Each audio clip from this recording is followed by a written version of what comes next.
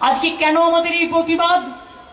বর্ষায় ভিজে এক হাঁটু জলে, কলকাতায় জল কম জমে একটা দুটো ওয়ার্ড ছাড়া, আগে সারা কলকাতায় একটু বৃষ্টি হলেই পুরো জল জমে যেত।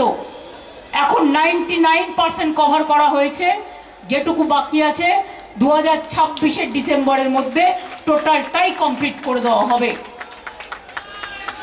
আমি আপনাদের বলি, এই বর্ষার মধ্যে প্রচন্ড ভিজে যারা এসছেন, আমি নিজেও, আমরা সবাই আপনাদের সাথে ভিজেছি।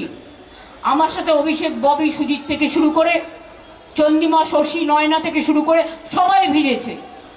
প্রশাসনের লোকেরাও ভিজেছে, মিডিয়াও ভিজেছে। আমি তাদের সকলকে বলবো বাড়ি গিয়ে গরম জলে স্নান করে নেবেন আর একটা অ্যান্টি অ্যালার্জিক খেয়ে নেবেন। তার কারণ আমরা রৌদ্রে পুড়ি, আমরা বর্ষায় ভিজি, এটাও প্রকৃতি মায়ের অবদান। এতে চিন্তা করার কোনো কারণ নেই। বর্ষায় ভেজা আমাদের অভ্যাস আছে, রৌদ্রে দগ্ধ হওয়া আমাদের অভ্যাস আছে,